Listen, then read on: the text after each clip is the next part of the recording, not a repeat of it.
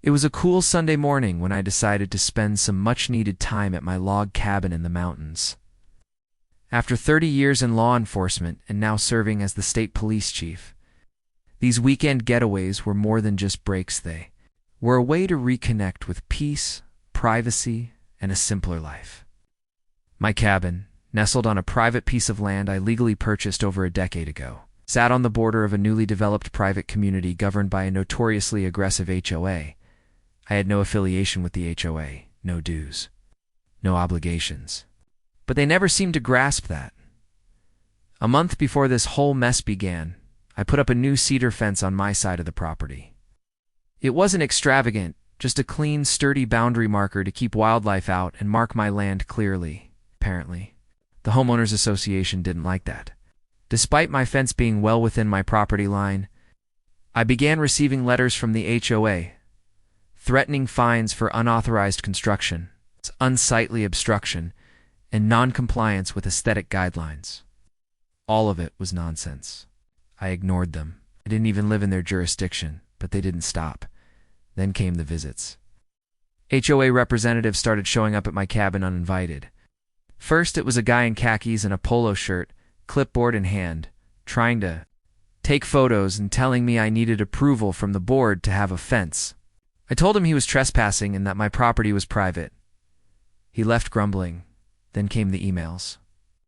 Then the voicemail threats.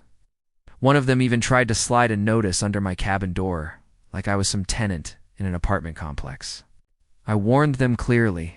They had no authority on my land, and further trespassing would result in legal action. I thought it would end there. I was wrong.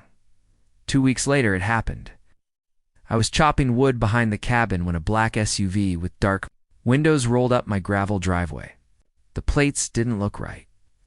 Out stepped 2 men dressed in what looked like knockoff police uniforms, no proper badges. No name tags, but belts filled with gear they clearly didn't know how to wear properly. One of them, a tall, wiry man, with mirrored sunglasses, announced, "Sir, we're here on behalf of the Timberline HOA Enforcement Division. We received a formal complaint. This fence violates community codes. We'll need you to take it down today." I nearly laughed. Oh, Enforcement Division. Never heard of that unit in my department, I said dryly. The other guy, shorter and stockier, shifted uncomfortably. "We've been authorized to issue citations and begin demolition if necessary." That was it.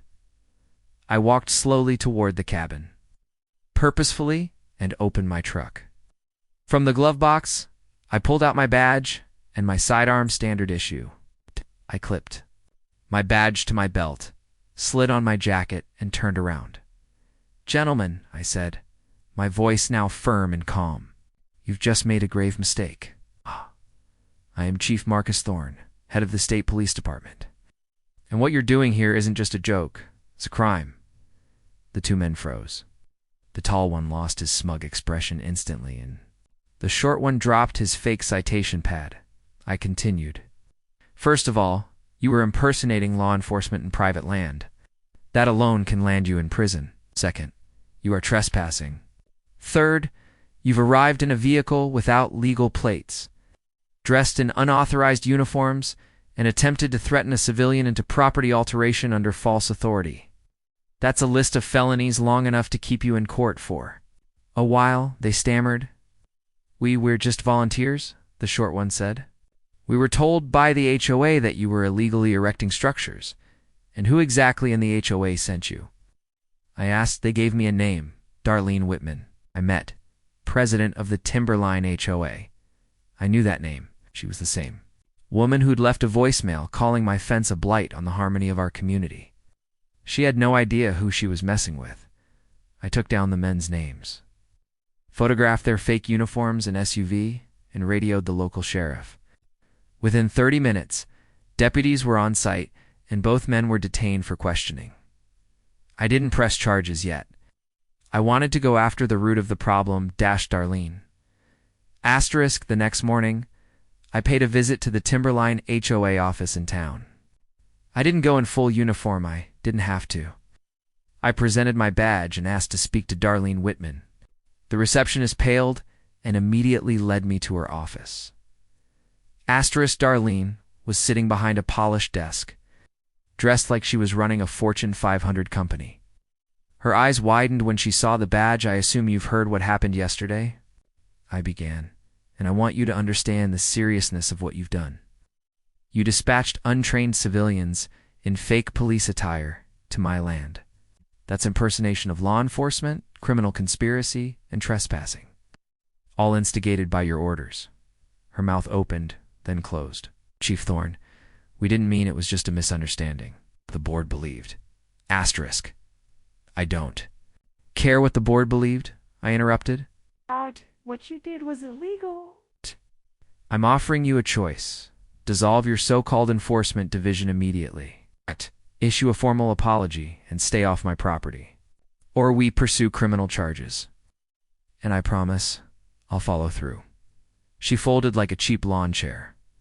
That week, the HOA sent out a letter retracting any claims about my fence and officially disbanding their rogue enforcement volunteers. I received a written apology. The two impersonators were slapped with probation and community service after plea deals.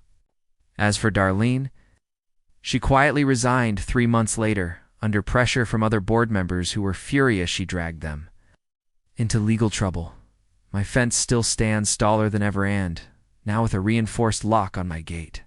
Since that day, no one from the HOA has dared step foot on my land. They finally learned the hard way that intimidation tactics don't work, especially when you try them on the wrong man.